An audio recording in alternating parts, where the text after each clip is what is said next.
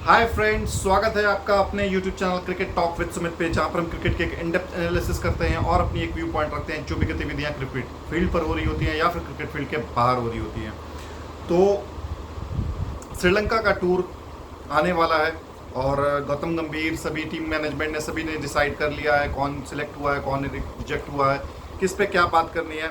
But ये सभी पे हम बात करेंगे। बट सबसे पहले एक बात करना चाहता हूँ कि जो गौतम गंभीर खुद के लिए बोला करते थे, मुझे आज भी याद है उनका एक इंटरव्यू बहुत फेमस हुआ था, बहुत वायरल हुआ था, जिसमें उन्होंने ये कहा था कि हम एक टूर्नामेंट खेलने गए थे और मैं वाइस कैप्टन था, एम एस धोनी कैप्टन थे। वो टूर्नामेंट हम हारे थे और वहाँ से हार करके हमें बांग्लादेश टूर पे जाना था और उस बांग्लादेश टूर पे सिर्फ एक ही चेंज हुआ था कि मुझे वाइस कैप्टनसी से हटा करके कैप्टन बना, मतलब वाइस कैप्टनसी हटा करके विराट कोहली को वाइस कैप्टन बनाया गया था और एम एस धोनी कैप्टन ही रह गए थे। ये कहीं एक ऐसा इंसिडेंस हुआ था, पहली बार हुआ होगा जहां पर कैप्टन को रहते हुए और वाइस कैप्टन को हटाया गया था। ये पहली बार उन्होंने मीडिया पर आकर के ये अपना बयान दिया था और जब वो खुद मैन और जब खुद पावर पे आए हैं, सेम चीज उन्होंने हार्दिक पांड्या के साथ कर दी। हार्दिक पांड्या वाइस कैप्टन था T20 आईज में, वर्ल्ड कप में। रोहित शर्मा उस वर्ल्ड कप को जिताते हैं, रिटायर होते हैं और कायदे से देखा जाए तो वाइस कैप्टन को कैप्टन बनना चाहिए था, बट उन्होंने ये चीज नहीं किया। मैं इस चीज के फेवर में हूं कि उन्होंने सूर्य कुमार यादव को कैप्टनसी दिया। मैं इस चीज के अगेंस्ट में नहीं हूं, मैं आपको पहले क्लियर कर देता हूं। मैंने लास्ट वीडियो में भी बताया कि गौतम गंभीर का ये मास्टर स्ट्रोक है, लेकिन गौतम गंभीर को ये चीज अब समझनी पड़ेगी कि जो वो बोलते थे वही चीज अब वो खुद कर रहे हैं। तो अब वो डिसाइड करे कि वो उस समय सही था या आज जो ये उन्होंने किया वो सही है। तो ये मीडिया की हाइप्स होते हैं, मीडिया के परसेप्शन होते हैं, मीडिया को उछालना होता है कि गौतम गंभीर का इससे इशू चल रहा है, गौतम गंभीर का उसके साथ इशू चल रहा है, एम एस धोनी के साथ है, विराट कोहली के साथ है, टीम मैनेजमेंट के साथ है, फलाना के साथ टीम में। कुछ भी नहीं होता यार, सिर्फ बात होती है इंटरेस्ट की कि कहाँ पर कौन फिट हो रहा है। और मुझे जहां तक लग रहा है कि अभी हार्दिक पांड्या उस मेंटल स्टेट में नहीं होंगे कि वहां पर वो कैप्टनसी संभाले, टीम को संभाले, क्योंकि एक लंबा प्रोसीजर हुआ है उनके साथ। जो उनका डिवोर्स का स्पेकुलेशन था, रूमर्स था, वो सारा कुछ हो चुका है और डिवोर्स उनका हो चुका है। उनके बेटे भी शायद अब उनके साथ नहीं रहेंगे, तो वो अभी सही सिचुएशन नहीं है, इसीलिए सूर्य कुमार यादव को दिया गया कैप्टनसी।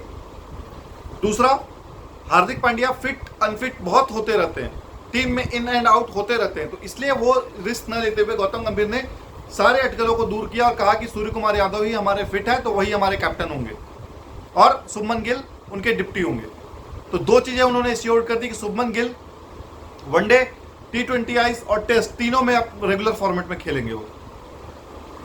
और मेरा इसलिए वो शुभमन गिल को बनाना, सबसे मुझे वाइस कैप्टन बनाना सबसे अच्छा पसंद आया, क्योंकि वो विजन की तरह देख रहे हैं उसको आगे लेकर। क्योंकि रोहित शर्मा के बाद किसे कैप्टन बनाया जाए, यह सवाल बहुत जल्दी और बहुत तुरंत आने वाला है, इसीलिए वो अभी से ही रेडी करना चालू कर रहे हैं।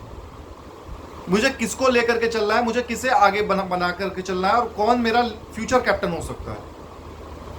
बहुत सारे लोग ये बोल रहे हैं कि यार वाइस कैप्टन का रोल खत्म हो जाता है, किसी को भी उठा करके वाइस कैप्टन बनाते हैं, फिर 2 महीने 6 महीने बाद हटा देते हैं, ये हो जाते हैं। बट मुझे नहीं लगता कि ये शुभमन गिल के साथ अब ऐसा होगा। और जितने लोग वो आलोचना कर रहे थे कि शुभमन गिल कैप्टनसी मटेरियल नहीं है, ये नहीं है, वो नहीं है, फलाना नहीं है, ढिमकाना नहीं है, यार गलत क्या किया उसने? उसके पास जो रोल एंड रिस्पॉन्सिबिलिटी थी वो उसने वो पूरी की, इसमें कोई गलत की कोई बात नहीं है। और गौतम गंभीर साहब ने जो पिछले दिनों से बयान कर रखा है कि मेरे साथ ये हुआ वो हुआ, अब वो रोने धोने का समय चला गया। You have to perform, either you perform और यू पेरिश। बीच का जो रास्ता है वो अब नहीं होगा। और ये अच्छा डिसीजन भी उन्होंने लिया कि सभी प्लेयर्स को उन्होंने टीम में शामिल कराया और ये स्टेटमेंट दिया गया कि देश से बड़ा कोई नहीं है, आपको मेरी ये नेशनल ड्यूटी है, मुझे इसमें ये सारे प्लेयर्स चाहिए।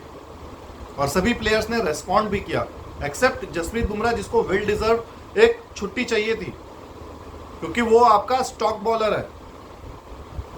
जसप्रीत बुमराह के साथ बहुत ही अच्छा किया कि उसको आप रेस्ट दिए, क्योंकि आने वाले जो सीजन है ना, जब टेस्ट मैचेस चालू होंगे ऑस्ट्रेलिया में और यहाँ पे, तो वहां पर उसकी बहुत जरूरत पड़ेगी।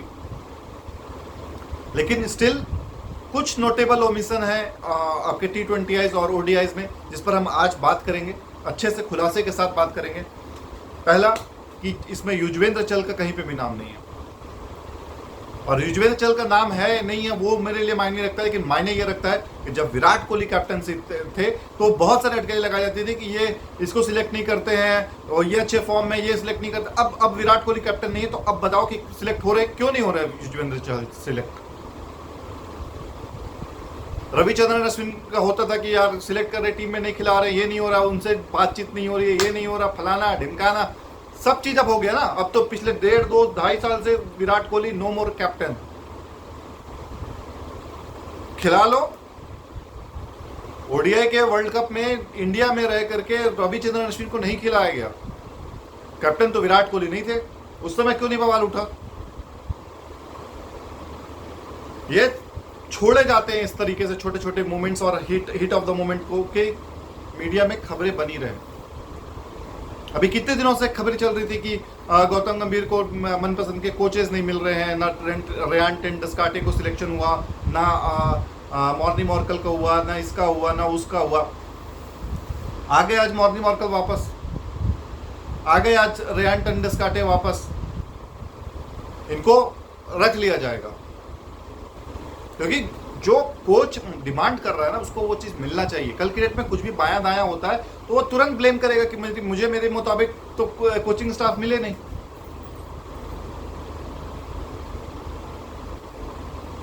तो ये चीजें बहुत मायने रखती है एज ए कोच। उधर मैं देख रहा था आपके जो टीम सिलेक्शन हुए इसमें रविंद्र जडेजा का कहीं नाम नहीं है ओडीआईज में।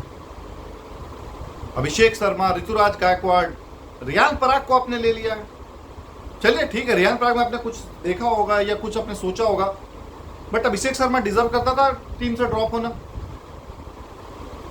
या ऋतुराज गायकवाड़ ड्रॉप होना डिजर्व करता था। यार आप टीम बना रहे हो, ऐसा टीम बनाओ जो भविष्य को लेकर के सही रहे। वो निर्भय बिना डर के खेलने वाला प्लेयर था, और हमें 2026 के T20I वर्ल्ड कप में ऐसे प्लेयर्स चाहिए होंगे। मुझे नहीं पता आज के बाद ये दूसरी टूर्नामेंट में अभिषेक शर्मा को लेते हैं या नहीं लेते हैं,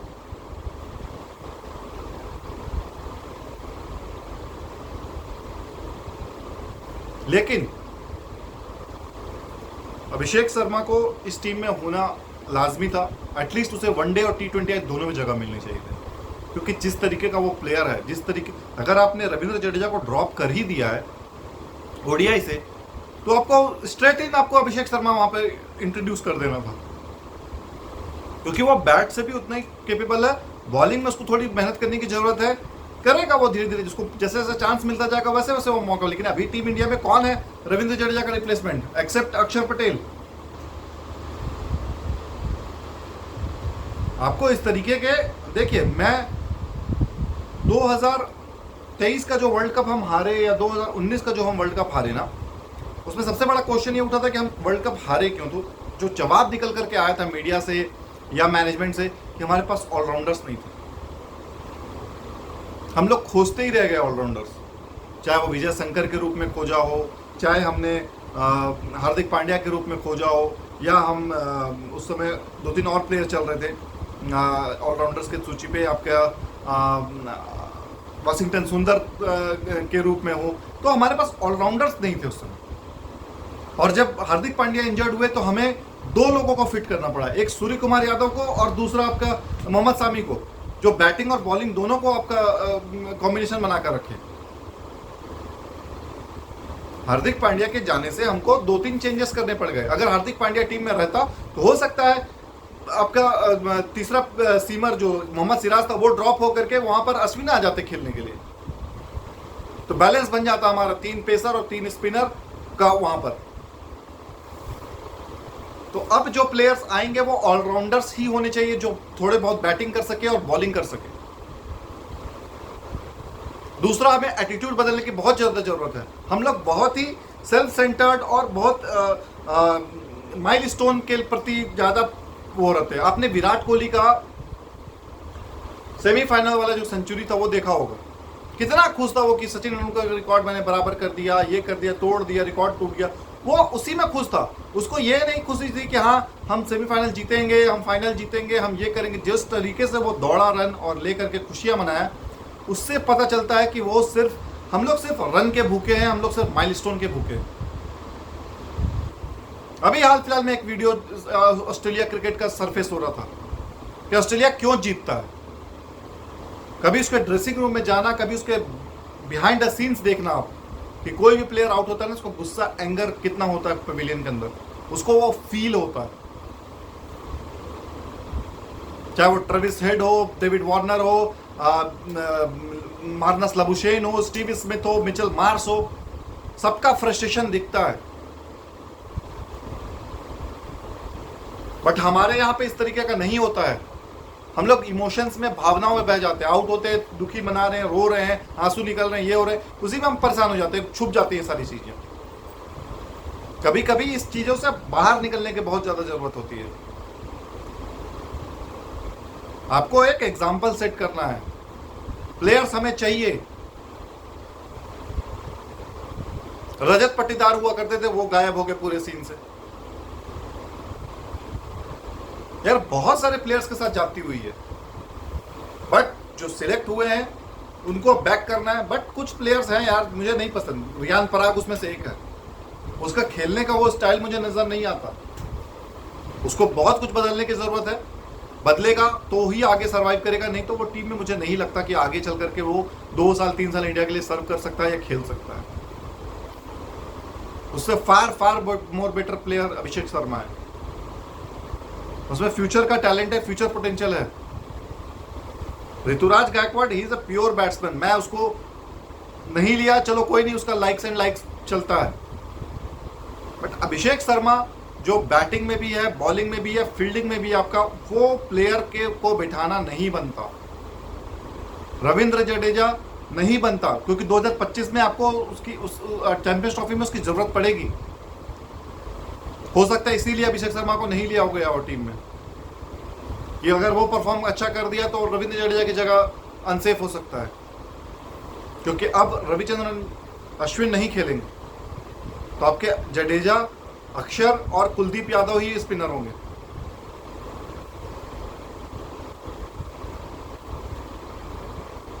यशस्वी जायसवाल को मौका मिला है, ठीक है, यंग है वो, लेकिन मेरे ख्याल से यशस्वी जायसवाल और सुमन गिल को आप नंबर 1 और नंबर 2 पर लेके जाए। अभिषेक शर्मा को आप नीचे कर देते ना, 5-6वें नंबर पे या 5वें नंबर पे उसको पोजीशन दे सकते थे आप। यहाँ पर वो एज ए बॉलिंग ऑलराउंडर खेल सकता है कि हाँ भाई 2-3 ओवर भी डाल दिया और जरूरत आने पर थोड़े बैटिंग भी कर लिया।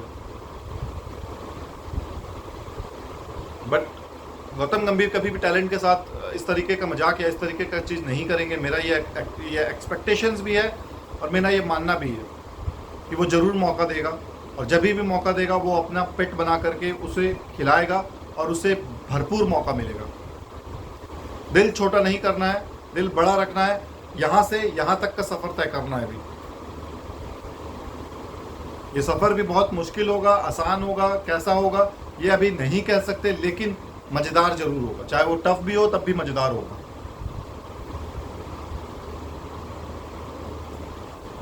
बात करते हैं चैंपियंस ट्रॉफी की। चैंपियंस ट्रॉफी में बहुत ही गर्मा गर्मी हो रही है, और अब तो सुनने में आ रहा है कि चैंपियंस ट्रॉफी पाकिस्तान में नहीं होगा, और इंग्लैंड एंड ऑस्ट्रेलिया बोर्ड ने भी बीसीसीआई का सपोर्ट किया है कि इसे शिफ्ट कराया जाए आइदर इन श्रीलंका और इन दुबई। अब देखते हैं क्या फैसला आता है, लेकिन मेरे ख्याल से अगर टीम सेफ फील नहीं कर रही है, उस जगह को आप कैंसिल करिए और किसी थर्ड कंट्री पे लेकर के जाइए, वहाँ खिलाइए, या हाइब्रिड मॉडल ले जाइए, वहाँ खिलाइए। इंडिया पाकिस्तान नहीं जाएगा, this is very much clear, very much sure. India को वहाँ पे ट्रैवल करने में गवर्नमेंट के भी अप्रूवल लगेगी, बीसीसीआई की भी अप्रूवल लगेगी, सेफ्टी का मेज़र है, सिक्योरिटी का मेज़र है, बहुत सारे चैलेंजेस हैं वहाँ पे इंडियन टीम के लिए। और बहुत सारे पाकिस्तानी लोग तो ये चूरन दे रहे हैं कि भैया आप पंजाब में आ जाओ, पंजाब इंडियन पंजाब से खेलो, मैच खेलो और मैच खेल कर वापस जाओ। अरे यार क्या मतलब क्या मानसिकता रह गई यार आपके, कुछ भी बक दो, कुछ भी बोल दो। कल से साले ये ना बोल दें कि भैया राम सेतु बना हुआ है, तो श्रीलंका जाते हो तो श्रीलंका उसी राम सेतु से वापस हो जाना और वहीं से फिर वापस खेलने आ जाना अगले दिन। कॉमन सेंस कुछ भी नहीं यार, गली मोहल्ले की क्रिकेट हो रही है। आप जज्बाती लोग हो, बट इतने भी जज्बात को एक जाहिल का उसको मत करार दे दो। आपको अपनी इकोनॉमी स्ट्रांग करनी होगी, आपको अपना गेम स्ट्रांग करना होगा, तभी देखो कमजोर और सीधा होना और कमजोर होना ये दोनों एक बात नहीं है। मैं सीधा हूं, बट ये इसका ये मतलब नहीं कि जरूरत आने पर मतलब मैं लड़ाई ना लड़ सकूं अपनी। बट जो कमजोर है वो हमेशा उस पर शासन ही किया जाएगा। तो आपको अपनी इकोनॉमी स्ट्रांग करने की जरूरत है, आपको अपने बिजनेस को रिवाइव करने की जरूरत है, पॉलिसीज को रिवाइव करने की जरूरत है, गवर्नमेंट को रिफंक्शन करने की जरूरत है। नहीं तो ये देश खत्म हो जाएगा एक दिन। पाकिस्तान को बहुत कुछ सोचने की जरूरत है। इंडिया ने हमारे खिलाफ साजिश कर दी, इंडिया ये कर दी। अभी मोहम्मद सामी ने सेटअप कॉल दे दिया ना इंजमाम उल हक को।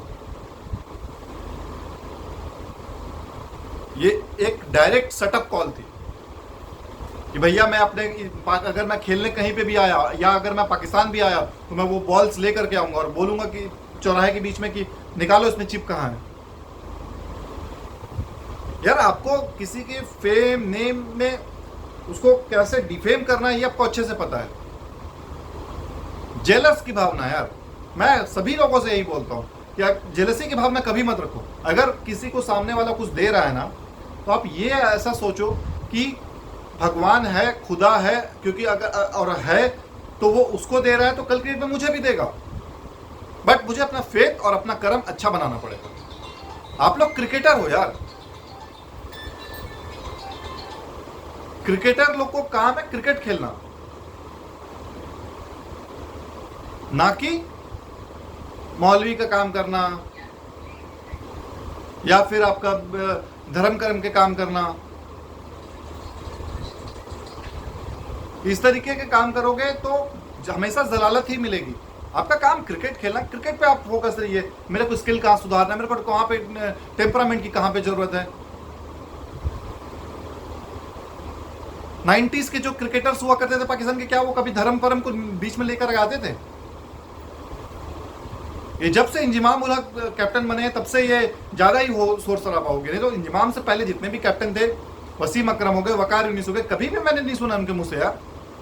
हमेशा ये था कि प्लान है, ये प्लान है, इस पे हमको खेलना है और ये हमारी स्ट्रैटेजी होगी।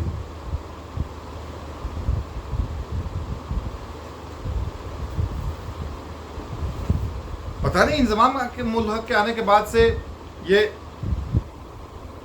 मौलवीगिरी बहुत ज्यादा ही शुरू हो गई। आपको क्रिकेट का काम है, क्रिकेट करेंगे आप। फौजी का काम है, वो फौज का काम करेगा। दर्जी है तो दर्जी का काम करेगा। हर चीज में आप अगर रिलीजन को घुसेड़ दोगे तो आप बाकी काम कब करो? रिलीजन बहुत अच्छा चीज होता है, फॉलो करिए, बट किसी के दिखावे के लिए नहीं, अपने बेटरमेंट के लिए करिए। जब आप बेटरमेंट के लिए काम करेंगे ना, तो आपको ये एहसास होगा कि हम लोगों को अभी कितना ऊपर और जाना है, कितना हमें और अपना स्किल को सुधारना है। छोटे छोटे गोल्स बनाइए, उसको अचीव करने की ट्राई करिए।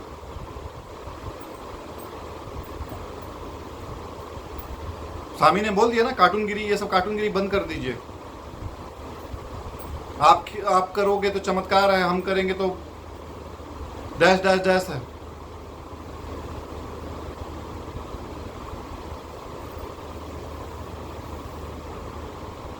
यार आप करते थे ठीक है, आप बेईमानी समय करते थे, हर कोई बेईमानी थोड़ी कर रहा है।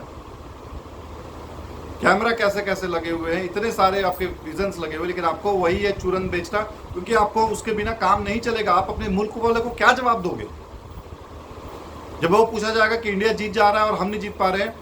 तो आपको यही बताना है ना। इसीलिए तो आपका जो सर्वाइवल है वो इंडिया को डिफेम करने में है। क्योंकि आप अपने ऑडियंस को, अपने फैंस को, अपने पब्लिक को नहीं बता सकते कि हाँ इंडिया फार फार फार बेटर टीम हो गई है।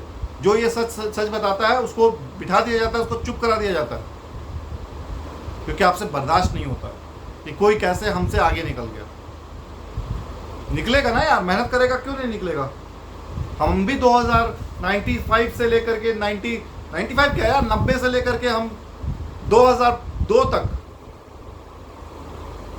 जब भी पाकिस्तान के साथ मैच होता था हमें लगता था कि हम हारेंगे ही हारेंगे। अगर इत्तेफाक से सचिन तेंदुलकर का अच्छा इनिंग चल गया या अनिल कुंबले ने अच्छी बॉलिंग कर दी तो हमारा चांस है जीतने का, वरना नो चांस एट ऑल। क्योंकि आप लोग सुपीरियर थे उस समय, आपके पास जो स्किल होते थे, आपके पास जो बॉलर्स होते थे वो नाच नचा देते थे। किस चीज की कमी थी यार आपके पास? सुपर ऑलराउंडर टीम थी आपके पास। शोएब मलिक, शाहिद अफरीदी, शोएब मलिक, अब्दुल रजाक, उसके बाद आपका आता था अजहर महमूद, मोइन खान। बैटिंग में आपकी बात करें तो आपका सईद अनवर, आमिर सोहेल, इजाज अहमद, इंजमाम उल हक, सलीम मलिक। कमी कहां पे थी? बॉलर्स में आप आ जाओ, शक्लेन मुश्ताक अहमद, उसके बाद आपके पास वसीम वकार, आकिब जावेद, शोएब अख्तर। किसी का भी मैच मुकाबला हुआ करता था,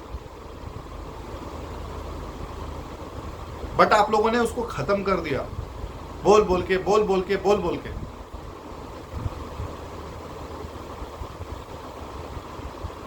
फोकस करिए आप अपने गेम पे। कोचेस हायर करिए। कोचेस का काम होता है कंडीशनिंग देना, कोचेस का काम होता है उनको ट्रेनिंग देना, उसके बाद वो अपना काम करते हैं स्किल के ऊपर। जो बेसिक होता है सबसे पहले तो कोचेस को आप हायर करिए, अच्छे कोचेस को। Level 1, level 2, level 3, so many coaches are available यार। बट आप लोगों को सिर्फ इंडिया की बैशिंग करनी होती है, इंडिया को कैसे डिमोरलाइज करना है, कैसे वो करना है। पिछले बार टूर्नामेंट तो इंडिया में हो रहा है जी, इंडिया वाले तो जीतेंगे ही जीतेंगे। इंडिया हारी ना, जीत गई होती तो आप लोग यही बोल करके अपने चूरन बेचते अपने देश में, और हार गई तो आप लोगों ने पटाखे फोड़े और आप लोगों ने सेलिब्रेट किया हमारी हार को। हमारे देश में ऐसा नहीं होता। पाकिस्तान जीतता है तो उतनी ही खुशी होती है, because we are cricket lovers.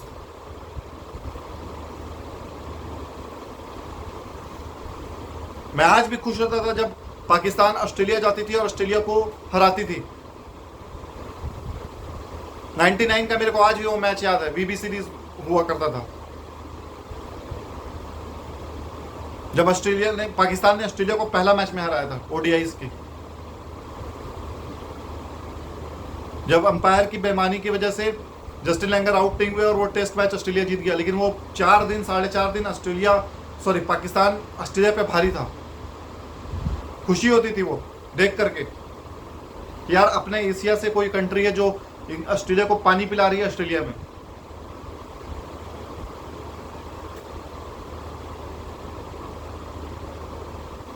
बराबरी करिए।